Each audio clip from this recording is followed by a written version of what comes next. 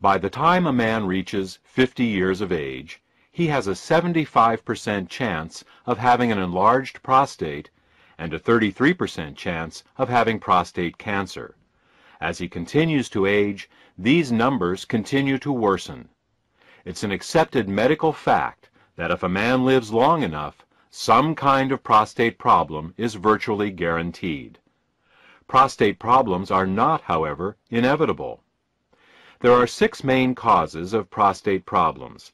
These are hormonal imbalances, cancer, zinc deficiency, cadmium toxicity, calcification, and infection. In this audio presentation, we will discuss each of these 6 problems in detail, and then for each problem, tell you which natural ingredients are most effective at addressing each particular problem. Should you want a product with all of the ingredients for each of the problems we are about to discuss, they are available in the Endosterol product. Now, let's begin with hormonal imbalances and cancer, as these 2 problems are intimately related. Up until his early 30s, a man produces more testosterone than estrogen. Yes, you heard right. Men produce estrogen. This is natural and is nothing to worry about. Men produce estrogen and women produce testosterone. The difference is that men make more testosterone than estrogen and women make more estrogen than testosterone. It is this predominance of one hormone over the other that is responsible not just for the differences between male and female bodies, but also the differences between male and female personalities. Unfortunately, as a man ages, he makes less and less testosterone and more estrogen until by age 34, a man makes more estrogen than testosterone. I call this a hormonal inversion. This process accelerates with age, so that by the time a man is 60, he makes twice as much estrogen as testosterone, and by age 90, 12 times as much. While somewhere in a man's 50s, this change is officially labeled as andropause, which is the male version of menopause, you can see that the process actually starts in a man's mid-30s. A hormonal inversion can show up in many ways. In the sports world, a man's performance begins to suffer. This is why you don't see many professional athletes at the top of their game past age 40. Muscle size and tone decreases, and fat begins to accumulate. This gives a man a softer, more feminine appearance. In the business world, a man may begin to lose his competitive edge. In relationships, he becomes more passive. In general, as the hormonal inversion begins to take hold, a man becomes more sensitive and less aggressive, more feminine. Regardless of how you feel about the effect of female hormones on your personality, the male body doesn't like it at all. In particular, this hormonal inversion wreaks havoc on a man's prostate. Hormonal inversion, or the dominance of estrogen over testosterone in man, is due to 3 actions. First, as a man ages, he makes less testosterone. This is understandable, as all hormones decrease in their production with age. Second, some of his testosterone begins turning into dihydrotestosterone, or DHT for short. This happens courtesy of an enzyme called 5-alpha reductase, whose job it is to convert good testosterone into its evil counterpart, DHT. It's DHT that is the main cause of hair loss and prostate enlargement. Did you ever wonder why baldness is predominantly a male problem? It's because men make more testosterone than women and thus are at greater risk of having more testosterone that turns into DHT. The third cause of hormonal inversion is a bit more bizarre. It turns out that there is an enzyme in a man's body called aromatase, whose function it is to convert testosterone into estrogen, and not just any kind of estrogen, because there are actually 3 different types of estrogen. This aromatase enzyme turns testosterone into the most powerful of the 3 forms of estrogen, namely estradiol. Thus, as a man ages, he not only makes less testosterone, but what little testosterone he makes, his body then turns into DHT and the estrogen estradiol. Now, we already know the DHT causes hair loss and balding. What does estradiol estrogen cause? Aside from feminization of the body and personality, estradiol causes cancer, and most specifically, prostate cancer. So, just what are the odds of this happening to any given man? As we said in the introduction, in terms of prostate enlargement, by age 50, 75% of all men have an enlarged prostate, and by age 50, 33% have prostate cancer. Prostate cancer is the most common non-skin cancer in the United States, and the second leading cause of death from cancer among U.S. men, after lung cancer. As a man gets older, these numbers get much worse, and if a man lives long enough, prostate enlargement and cancer are virtually guaranteed. Medical treatments for an enlarged prostate and prostate cancer often leave men in diapers, unable ever to have sex again. So what do we as men need to do?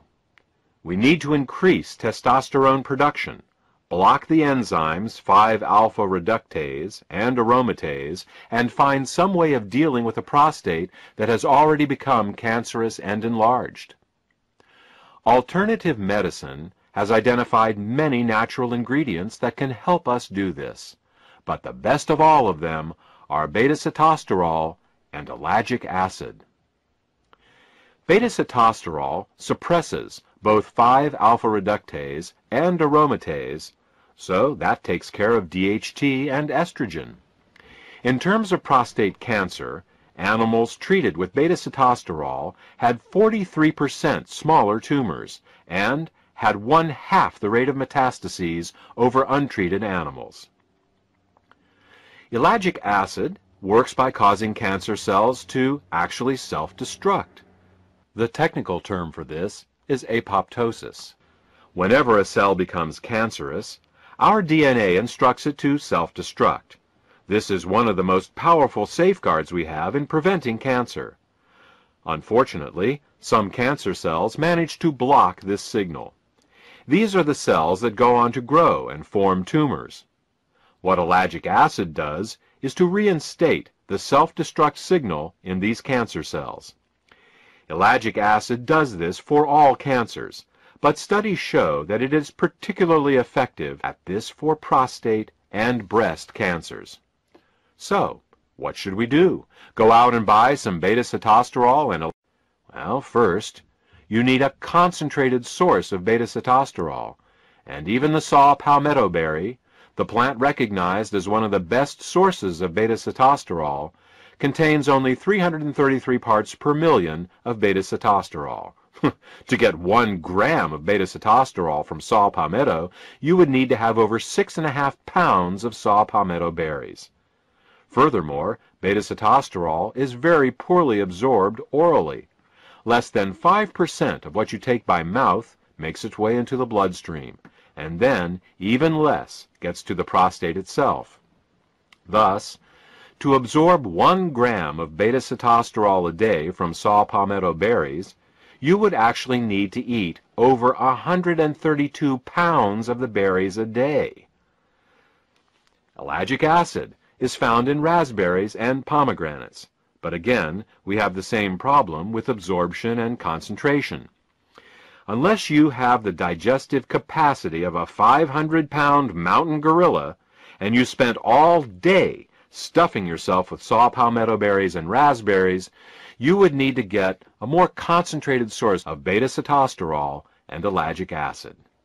So, the first 2 ingredients we chose to put in endosterol were concentrated forms of beta-sitosterol and ellagic acid. Okay, That takes care of the first two problems, hormonal inversions and cancer. Let's move on to problem number 3. The third cause of prostate problems is zinc deficiency. A zinc deficiency not only causes the prostate to operate less effectively, it can also cause it to enlarge. Different organs in the body have different requirements for elements, and for the prostate, zinc is required. It may sound strange that some organs need more of one element than another, but you already know of the most common example. It's called goiter. While the younger generation may not be as familiar with this, the older generation will be. Goiter is an enlargement of the thyroid gland in the neck due to insufficient iodine in the diet. Iodine is a heavy element, and rain typically washes it out of mountainous soil into the rivers and eventually into the sea. People living near the oceans who eat fish get all the iodine they need, but people who live in the mountains often become iodine deficient and can develop goiter. Of course, this isn't seen much anymore in developed countries where iodine is added to table salt, but it demonstrates the point. Individual organs, or glands, have specific mineral requirements, and when they don't get what they need, they malfunction and can enlarge. Thus, prostate enlargement can be considered prostate goiter. Unfortunately, zinc is not added to table salt like iodine is. This, added to the fact that zinc becomes more difficult to absorb with age, leads to the widespread zinc deficiencies we see today. Keeping in mind that we not only need to supplement with zinc, but deliver it to the body in a highly absorbable form, the third ingredient in endosterol is pumpkin extract, which is high in bioavailable zinc. The fourth cause of prostate problems is cadmium toxicity. Cadmium toxicity is actually related to zinc deficiency in the sense that low zinc levels can cause cadmium toxicity. Cadmium is a toxic heavy metal, commonly found in soft drinks, seafood, cigarette smoke, plastics, water softeners, and other places. Cadmium can cause chronic fatigue, hair loss, high blood pressure, arthritis, impotence, and, of course, prostate problems. Cadmium owes its unique ability to damage the prostate to its similarity to the element zinc. Now, all beneficial elements have their toxic analogs, poisonous elements that the body mistakes for the beneficial ones. This is due to similarities in the atomic radius and electrical charge of certain elements. Thus, the body mistakes aluminum for magnesium, lead for calcium, mercury for selenium, and cadmium for zinc. Now, the prostate needs zinc to function, and it is often zinc deficient. So when it sees some toxic cadmium floating by in the bloodstream, it thinks, "Oh good, here's some zinc, I need that," and it gobbles it right up. In this manner, over time, cadmium accumulates and begins causing problems. If a man were to take supplemental zinc his whole life, it would offer some protection against cadmium absorption, but even so, some cadmium is bound to make it to the prostate. The only way to deal with cadmium is to remove it with a chelator. A chelator is an ingredient that has a very strong attraction to a particular element. If the attraction it has is stronger than the attraction the body has for that element, the chelator can pull that element out from the body. The safest and most effective cadmium chelator is called EDTA. EDTA is an amino acid that has a 50-year history of removing toxic metals like cadmium from the body. Once EDTA has attached itself to cadmium, the entire complex becomes water-soluble and will be eliminated harmlessly in the urine within a few hours. Thus, EDTA is the fourth ingredient in endosterol. The fifth cause of prostate problems is calcium deposits in the prostate. We've discussed cadmium, and we can agree that it is a toxic metal. But what about calcium? Isn't calcium vital for our health? Absolutely. Calcium keeps our bones and teeth healthy and has many important roles to play in our biochemistry. What is not commonly known is that as we age, calcium migrates from the bones and teeth, where it belongs, into the soft tissues and organs of the body. When calcium does this, it turns from a beneficial mineral into a pathological one. When calcium moves into the kidneys, we get kidney stones. When it deposits in the gallbladder, we get gallstones. When calcium migrates into the arteries, we get arteriosclerosis and atherosclerosis. When calcium gets into the joints, we get arthritis. And when calcium gets into the prostate, we get prostatic calculi, also known as prostate stones. In addition to being a gland, the prostate is also a small pump, and like any pump, it needs to be free of debris to function properly. As we age, these tiny prostate stones accumulate, reducing the prostate's health and functionality.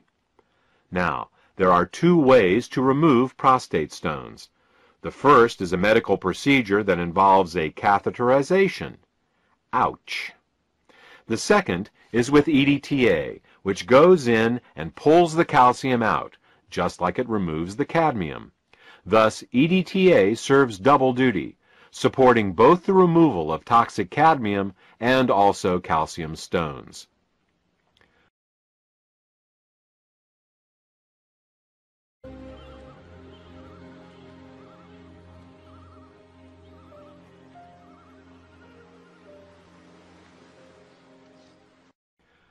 The last cause of prostate problems we will address is that of infection. In addition to cancer, the prostate is susceptible to bacterial, viral, fungal, and parasitic infections. You will recall that ellagic acid is the ingredient used in endosterol to decrease cancer risk, but it does much more than that.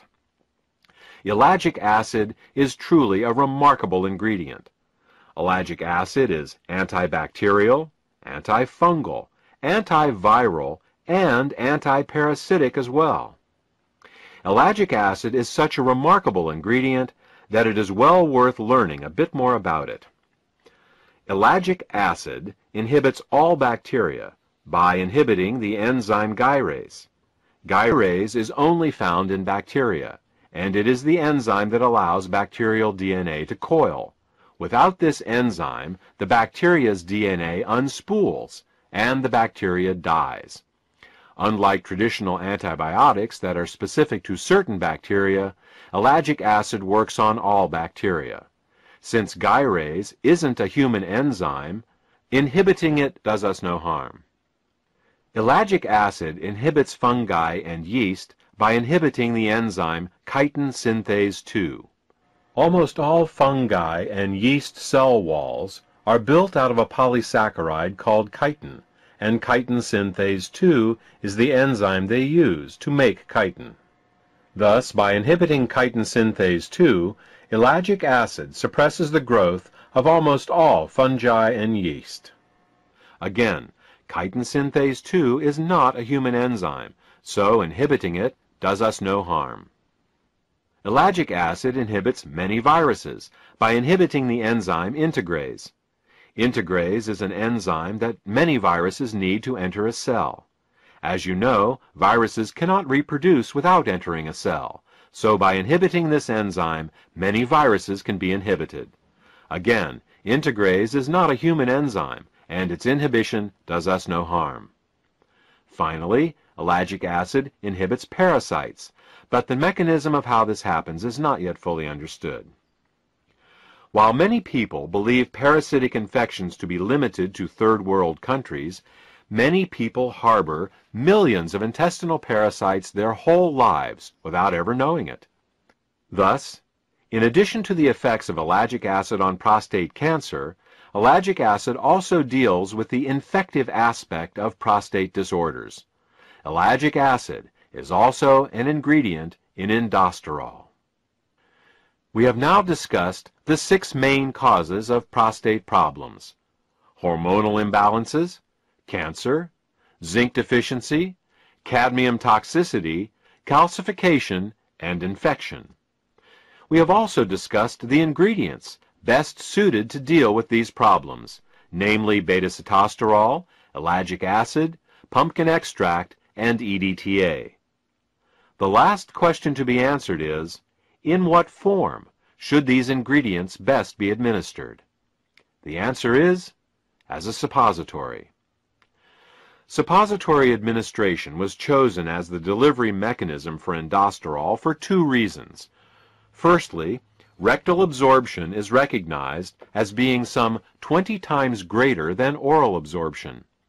Secondly, and more importantly, has to do with the location of the prostate. When a suppository is inserted into the body, it rests some mere inches away from the prostate itself. It is this ability of a suppository to deliver ingredients directly to the prostate that makes it the optimal method of administration. Congratulations! You've now completed a crash course on prostate health. You know the 6 main causes of prostate problems, as well as what ingredients can be taken, both preventatively and therapeutically. For more information on endosterol, a product that combines all the ingredients we've talked about, contact the healthcare provider who gave you this presentation. Let's start with inflammation. As we get older, chronic aches and pains can begin to accumulate in the body. Inflammation is an important part of the healing process, but the chronic, unresolved inflammation associated with aging is definitely not beneficial. Chronic inflammation has also been associated with disease conditions, ranging from Alzheimer's and MS to heart disease and strokes.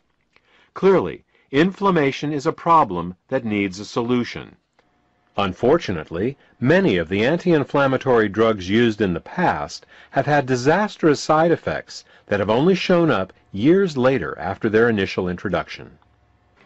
This is because pharmaceutical drugs work by overriding the body's natural biochemical pathways. All the pathways in the body are interconnected, and by manipulating one, you always inadvertently apply pressure to others. You can do this in the short run, but over time, it can cause problems.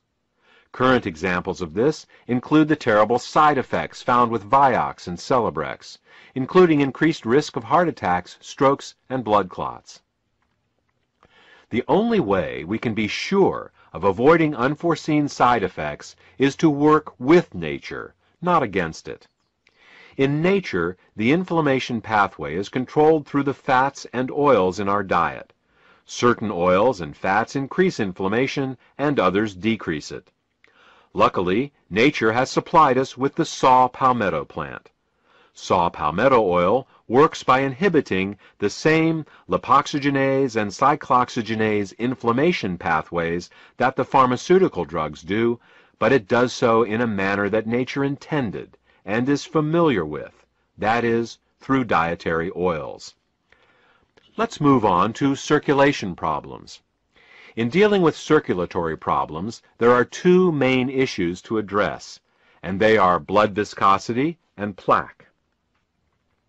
Blood viscosity refers to how thick the blood is, how prone it is to forming clots. We need our blood to clot to prevent us from bleeding to death from injuries.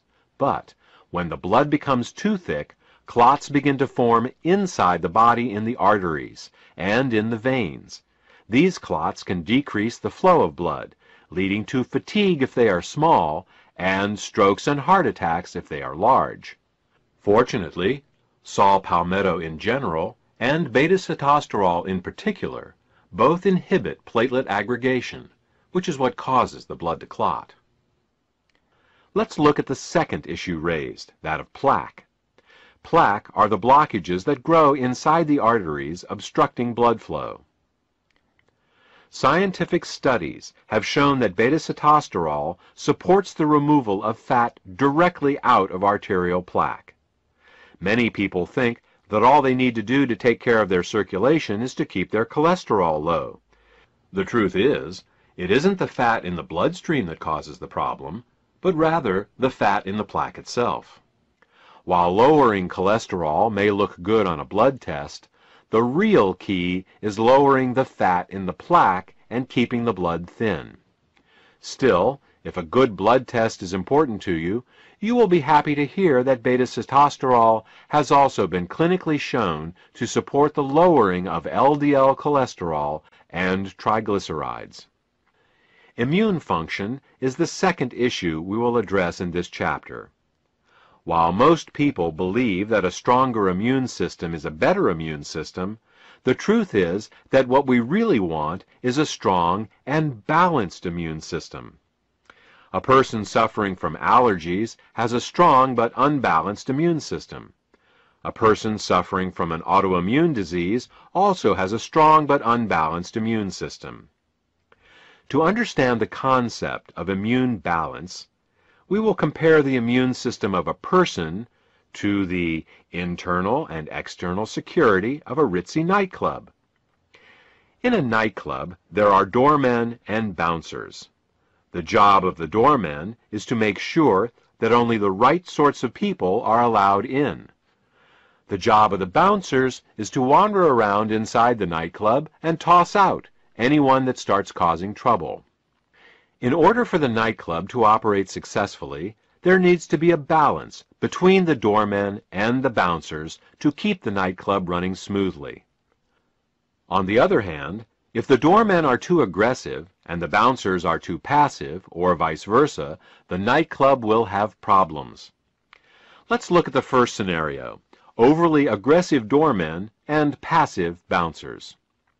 With overly aggressive doormen, perfectly good clients will be denied entry to the club. With passive bouncers, anyone who does get in and then causes a problem won't be removed. This type of immune imbalance is paralleled by a person with continual allergies and colds. The overly aggressive doormen reacting to clients that aren't a problem is analogous to a person allergic to things like cat hair or ragweed, things that pose no real threat to their health.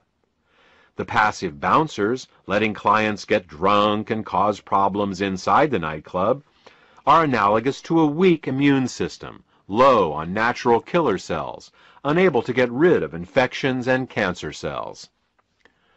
Now, let's look at the second scenario: passive doormen and overly aggressive bouncers. With passive doormen, anyone can get into the club.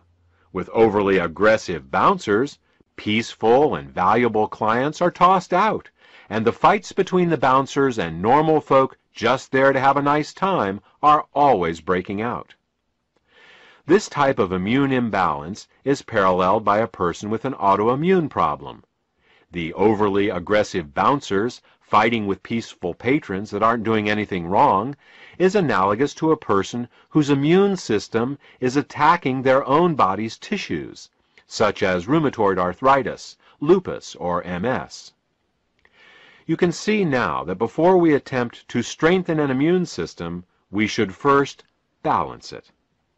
Sometimes strengthening an immune system only makes matters worse by increasing allergic and autoimmune responses.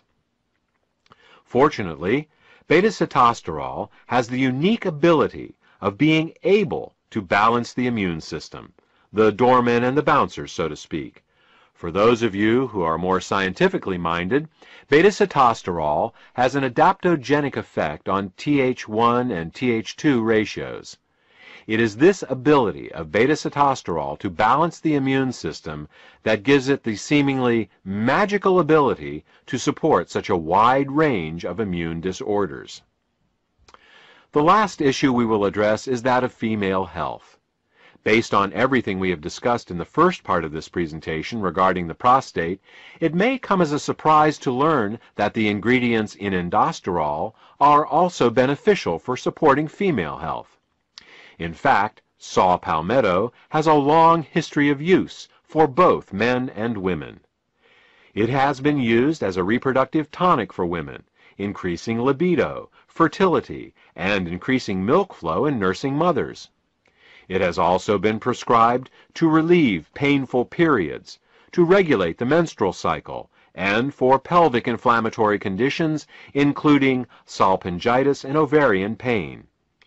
It has even been used to increase the weight of the uterus in postmenopausal women.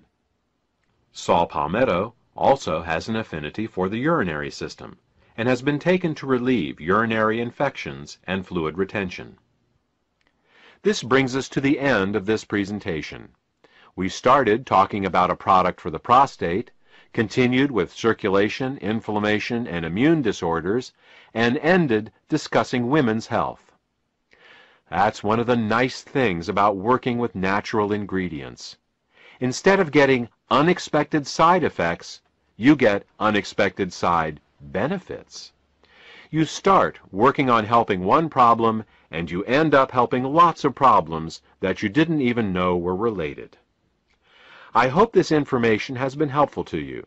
If you have any questions about how endosterol can support your health, condoms are very sturdy. They have to be. All day long, they have to burn up fats and detoxify poisons.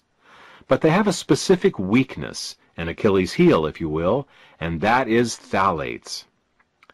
Phthalates are the chemicals that are added to plastics to make them more flexible. Phthalates give us products like styrofoam cups, Ziploc bags, Tupperware containers, plastic-wrapped foods, plastic-lined milk and juice cartons, and, of course, plastic water bottles. Plastic water bottles can be the worst offenders, because the more pure the water, the more phthalates will leach into it from the plastic bottle. It's a cruel irony that health-conscious people who drink bottled water are actually taking in more toxins from their plastic water bottles than they would get from drinking unfiltered city tap water. Even little babies get soft plastic teething toys, plastic pacifiers, and plastic formula bottles containing phthalates. Phthalates are also found in clothing, toys, cosmetics, perfumes, nail polishes, hairsprays, skin creams, mosquito repellents, toothbrushes, car interiors, hoses, paints, vinyl, sealants, adhesives, and the list goes on. Look around you. Phthalates are everywhere. Now, if these phthalates were to stay in their host products, life would be fine, but they don't.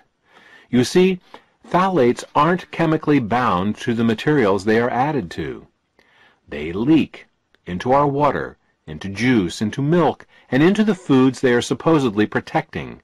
They leak out of the clothes we wear and pass into our bodies through our skin. They off-gas from our floors, walls, cars, and furniture, and migrate into our lungs. Once in our bodies, phthalates wreak havoc with our endocrine system, cause birth defects and cancer, damage our mitochondria and liposomes, and, most relevant to this presentation, phthalates poison our peroxisomes. The first signs of phthalate toxicity showed up in the Korean and Vietnam Wars, where injured soldiers would occasionally go into shock and die within minutes of being given blood from plastic IV bottles. Before that time, blood was stored in glass bottles, but in 1948, with the invention of plastic blood storage bags, the military abandoned the storage of blood in glass bottles since they were too easily broken in a wartime environment. Unfortunately, the phthalates leaked from the plastic bags into the stored blood and then were poured directly into those poor soldiers' bodies. Many good men died not from their wounds, but from phthalate toxicity. Medical researchers, who noticed that a greater number of men died of shock in these modern wars, attributed that fact to the hotter climates, but phthalates were the more likely culprit. Now, peroxisomes can take a lot of damage. In fact, they are specifically built to be able to break down toxic chemicals, but they can't handle phthalates. And these are the very toxins to which we are most frequently exposed. In fact, phthalates are the #1 toxin in the body. An amazing 3 milligrams of them may be absorbed in a single day. Put another way, you will eat, drink, or inhale over 18 teaspoons of phthalates in your lifetime. Many health-conscious people now eat organic foods to minimize their pesticide exposure, which of course is an excellent idea. But what they are unaware of is that phthalates are even more toxic than many pesticides, and that in an average day we absorb many more phthalates than we do pesticides. So, to keep the peroxisomes healthy, the first thing you have to do is to get the plastic out. You can do this by minimizing your exposure to plastics. Unfortunately, avoiding all plastics is virtually impossible in the modern world, which brings us to the second thing we need to do. We need to actively remove the phthalates from our bodies. This can be accomplished in two ways. The first method is to take regular saunas. A certain amount of phthalates can be removed with a good old-fashioned sweat, and this is something each of us should be sure to do at least once a month. Unfortunately, this can only get rid of the phthalates that are in the skin and fat. To get the phthalates out of the deeper internal organs, we need to employ another technique. To get the deep-seated phthalates out of the body, we need to use our innate glutathione detoxification system. Glutathione is the body's main detoxifier, and, fortunately, it can remove phthalates. Outside of detoxifying poisons, the main function of the peroxisomes is to burn fat. So, when our cells sense that fat and oil consumption has increased, they produce more peroxisomes to help metabolize them. Likewise, if they sense that less fats and oils are being consumed, they decrease in number. One of the main ways that our cells determine how much fat and oil we are consuming is to monitor the level of sitosterols in our body. Since sitosterols are always found in fats and oils, this gives the cells a way to determine the amount being consumed, and then to increase or decrease peroxisome production accordingly. This peroxisome regulation system worked flawlessly, right up until the time fats and oils began being mass-produced in the last century. You see, fat and oil production companies don't like sitosterols. Sitosterols gum up their multi-million-dollar processing equipment. They make their products cloudy and give them a taste and odor some people find objectionable. They also cause their products to have a shorter shelf life. So what did these companies do? You guessed it. They filtered out all the sitosterols from their products. So what happens when you eat these unnatural sitosterol-free foods? The cells are misled into thinking that the fat and oil consumption is much lower than it actually is. Over time, this causes a decrease in the number of peroxisomes. Since peroxisomes burn fat in the cells, less peroxisomes mean less fat-burning capability. This can cause fat to be put in storage around the body, and not just in the thighs and around the waist. In fact, fat can accumulate virtually anywhere in the body. When fat accumulates in the arteries, it is called atherosclerosis. Fat accumulation under the skin is called cellulite. Fat can and does accumulate in every organ, including the heart, brain, lungs, nerves, liver, bone marrow, and the spleen, to name but a few. So, what can we do? First, stop eating refined fats and oils. In this manner, your cells won't be blindsided by fats and oils they can't sense. Second, consider increasing your intake of sitosterols. This way, you can stimulate the production of more peroxisomes and start the process of burning all that accumulated fat out of your body. According to the Centers for Disease Control, 57% of Americans are overweight, and nearly 1/4 of our population is clinically obese. Detoxification, diet, exercise, and peroxisomes. A complete weight loss program must take all 4 of these subjects into consideration. So, let's recap. Every cell has peroxisomes in them, whose job it is to burn fat and detoxify poisons. Peroxisomes are under continual attack by the most common of all poisons in the human environment, phthalates. Peroxisomes are also artificially decreased in number due to sitosterols being processed out of our foods. The decreased number of peroxisomes in our cells can lead to fat deposition in all the organs of our bodies, as well as an accumulation of many chemical toxins that the peroxisomes would otherwise neutralize. The solution is fourfold. 1. To avoid phthalates whenever possible. 2. To break into a good sweat at least once a month to sweat out some of the phthalates. 3. To support our glutathione detoxification systems so we can detoxify those phthalates we can't sweat out. And 4. To increase our sitosterol intake so as to stimulate